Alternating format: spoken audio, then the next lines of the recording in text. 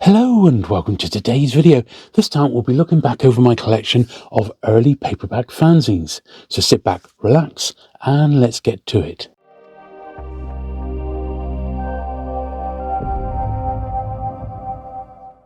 Okay then, so I haven't got that many to go through, but I've always sort of picked up anything sort of paperback fanzine related that I've come across over the years. And apart from the huge run of the Penguin Collectors magazine, general paperbacks or general vintage paperbacks, there's not really been that much, particularly in the UK, but I've got a fair run to go through, so we'll have a little look. I've also got some American stuff as well. So without further ado, August 1992. This is the earliest sort of paperback fanzine that I've got, and this is the the British Association of Paperback Collectors is what it is. And these ones here, at least some of them, came from the recent Eric Gadd collection. And as you can see, not exactly text heavy, as you can see, and they are. Well, this is the start of paperback collecting in the UK. There were a few people mentioned here. There's like Gary Lovisi there, and a few other people who you might recognise, and they were like advertising for rare paperbacks, as well as some of them were selling them. Also, a few people there that were meeting up for a meet, Ashby de la Zouche, Sunday the 5th of July 92. Steve Chibnall, a young Maurice Flanigan there as well. Stuart Scarborough, even Guy N. Smith on the end. So, yeah, look at that, Paul Duncombe. So that was a very early paperback fair. And there we are, look, the British Association of Paperback and Pulp Collectors. So not a lot to this early fanzine, but that was the start of it. Now, issue 2, it's October 92. In fact, it's actually even thinner. It's not even quite so many pages, and it's not quite what we would be used to today with the realms of, say, Paperback Fanatic. But there is like an early advert for number 28 of Paperback Parade, and I have got a few early issues of Gary Lovisi's Paperback Parade just to have a look at in a minute. Now, the other magazine, and I don't know where my copies are of these, there's at least 4. This was the one, Paperback Pulp and Comic Collector, and this was published by Morris from Zardos Books, and I actually used to sell that one in my shop, if you can believe. I used to stock it and sell it back in the 90s. And here's number 3, somewhat more substantial now. So I guess the readership had expanded, and they were able to put a bit more into it. And I think it is quite fascinating to have a look at the state of the vintage paperback hobby, such as it was predominantly in the UK as opposed to the USA, 30 odd years ago. Quite interesting, really. And things have very much changed. Obviously, this sort of thing is much more professionally produced nowadays. So, but back in the 90s, this would have been, I would have pored over every word in this particular fanzine. I'll tell you that without a shadow of a doubt. And really nice to see all the reproduced covers now, so it didn't take them long. And there's little articles, there's like checklists, and basically paperback collectors sharing information, which is sort of what we're doing nowadays on YouTube. And I think what prompted me to dig these out and to do a little retrospective of early fanzines was in the latest issue of the Paperback Fanatic. Justin Marriott mentions in there, this is just like a listing, this one, of stuff. Justin Marriott mentions that perhaps the time has come to knock the Paperback Fanatic on the head, and maybe for him to move his efforts, like a lot of people, onto YouTube. And, well, why not? This is items up for auction, some rarities here. That's just like a little catalogue there. So I guess we'll see. I always think that there would be a place for a physical paperback magazine, and we've obviously got the long-running Paperback Parade in America, and we've got Paperback Fanatic over here, and that's the two stalwarts either side of the Atlantic. But these are their origins. These are the early ones. And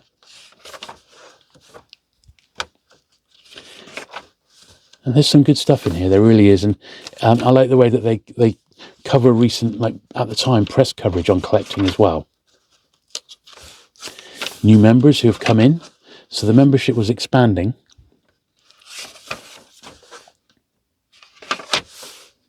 There's another advert for Paperback Parade. So yeah, these early ones, there's not masses to them. They are, sort of home produced, the sort of fanzine that was very common in lots of areas. It was comic fanzines, there's these paperback fanzines, there was fanzines for like punk and new wave and record collecting. Just amazing, really. And real labours of love, you could say, absolute labours of love. So you could say that was the early period. We're still in the early 90s here, but things start to change. They become more sort of magazine format, as it were. And start to get the illustrated cover. And auctions again. It's interesting. I guess this was prior to eBay. eBay didn't really kick in the States till about 95, 96. And over here, about the year 2000 in the UK. So prior to that, this is how rare books were sold. They were put up for auction and put in the pages of the paperback collector, Oh, here's number 5. It's slightly out of order, the paperback pulp collector. But we'll have a look through these because it's nice just to see them, Who's that there? Paul Duncan again, with just part of his collection. Look at that. Some rarities there. Spreading the word. And I think with paperback collecting, I think nowadays, thanks to YouTube, if you're interested in this sort of stuff, there he is again, look at that. If you're interested in this sort of stuff, you just jump on YouTube. It's as simple as that. And you can find it and it'll open a lot of doors for you. There's Steve Chibnall with part of his collection. And I think possibly that's why Justin is thinking himself, Justin Marrett is thinking, well, maybe YouTube is, the way to go. That's how people are, absorbing content. So maybe that's the case. But I think there would always be a place for a physical magazine. And, certainly I've always enjoyed reading them. And I think Paperback Fanatic, especially the way it's designed nowadays in the larger format, I think it's as good as it's ever been. And I think Justin has said he just wants to go out on a high. Well, fair enough. It's certainly not done for the money-making side of it. It's just for the love of the hobby. But anyway, I'll flick through these. I'm not going to go for every single page, but you get the idea. So there's a couple more of these smaller format ones.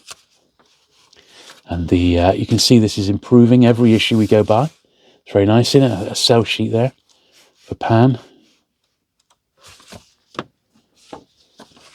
Number 10. More Pan stuff.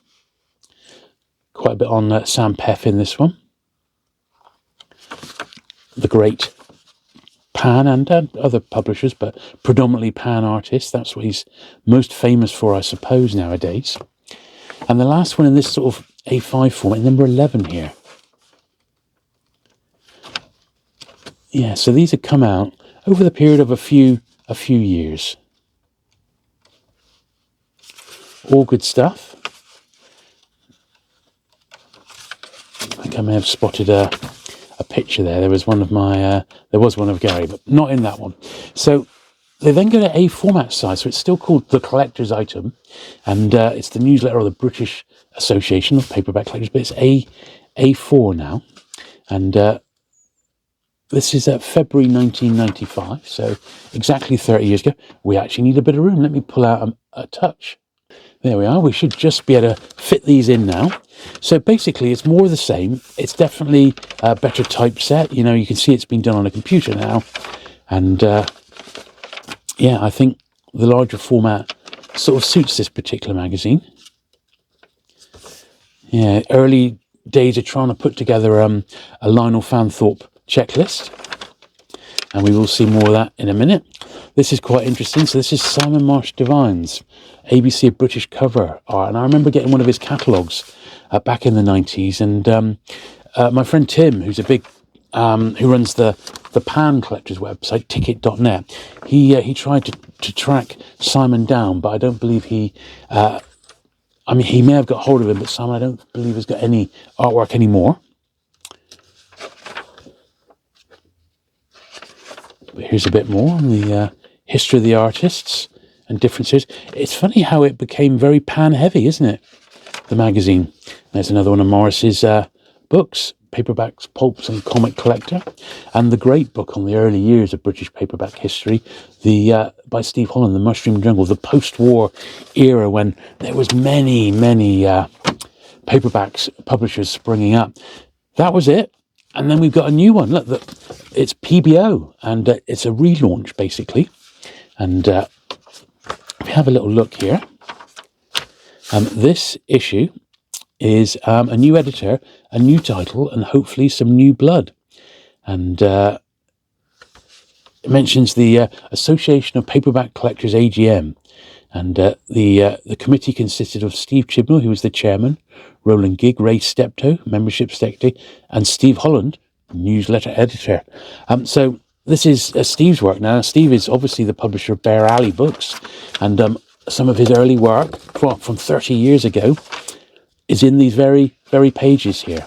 And of course, this is 1995 now, so this is where Penguin was 60 years old. So there's a little Penguin feature there on their history. Penguin was certainly riding high at that point. And a bit more from Simon Marsh Devine here.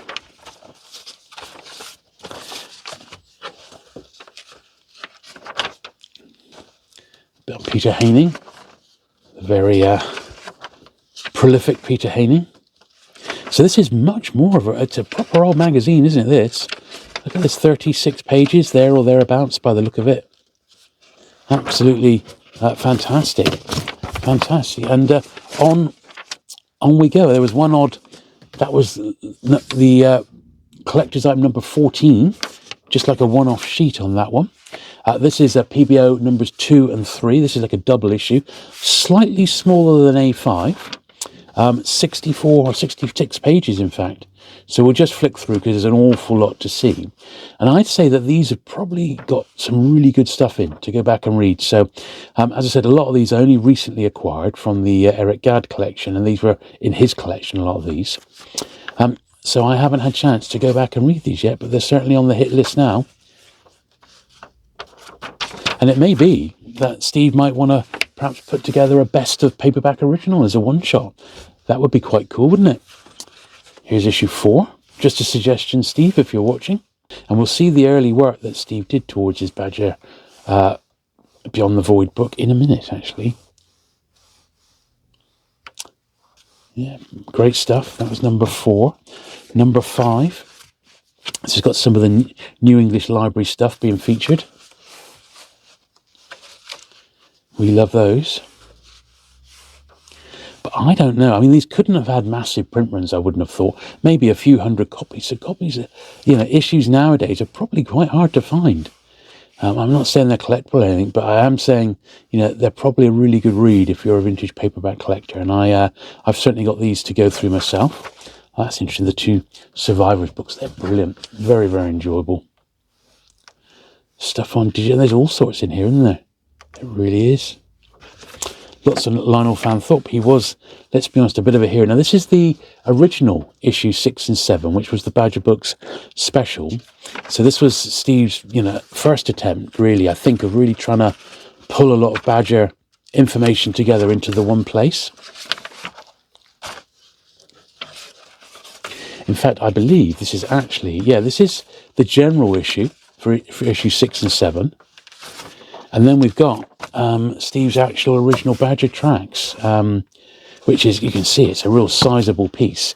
And I suppose this was the basis. Yeah, it's over 100 pages. This would have been the basis for the recent Beyond the Void book, which, if you've not seen that, it's fantastic. So if you love Badger, I did do a flick through, and we had a chat with Steve on the channel, and I'll try and remember to link to that video at the end here. That's still after it. Rodent Mutation. One copy one day will be mine.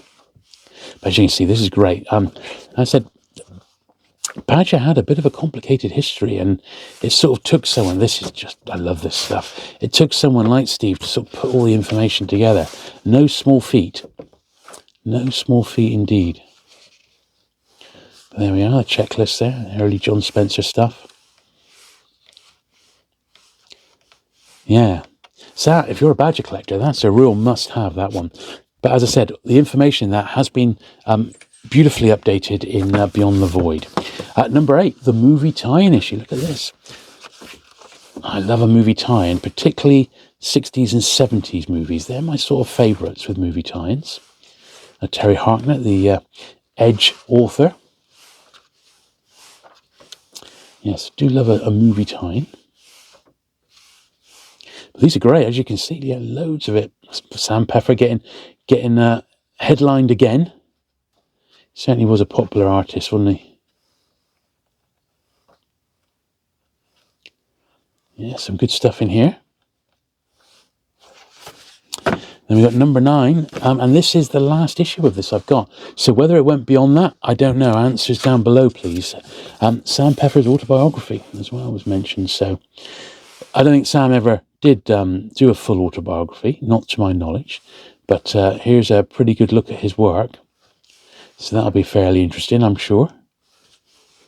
Do you like old Pef?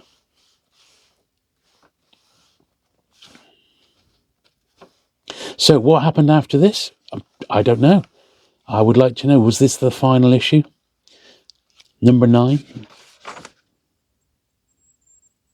Yeah, it doesn't mention anything there from Steve's introduction that this will be the last one. But it says, but before then, they'll have another issue. Fingers crossed it will be the JD issue. So, yeah, it looks like it did carry on. So, you know, answers down below. So I said we'd look at some Paperback Parade. So this is being published around the same sort of time. This is, this is the earliest issue I've got, number 24. This is from Gary Lovisi over in the States. And this was, well, as you can see, it's like an A5 size, a little bit bigger than a digest.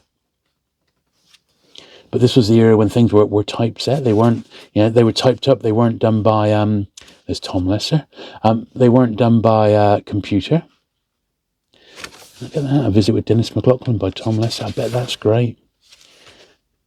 There they both are in 1990.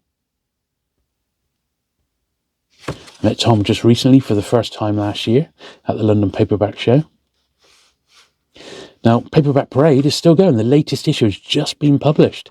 It's about 2 or 3 issues a year, I think, at least. Sometimes even quarterly. But that was my earliest one. And what date was that? Is it dated here? June 1991. Then I've got number 42 here, which looks at Edgar Rice Burroughs in Foursquare. The John Carter books. This is an upgrade now, so it's not hand type. You can see it's been done on computer now.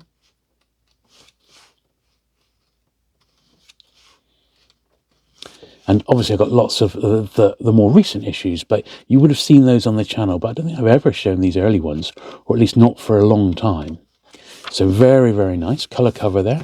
And the last sort of earlyish one I've got before they jumped to about the 80s and 90s is this one, number 55. It's really thick now. This is more akin to what it's like today, except nowadays they're square bound because they're, over 100 pages per issue. And you can pick up Paperback Parade on eBay or from Gryphon Books website, I believe.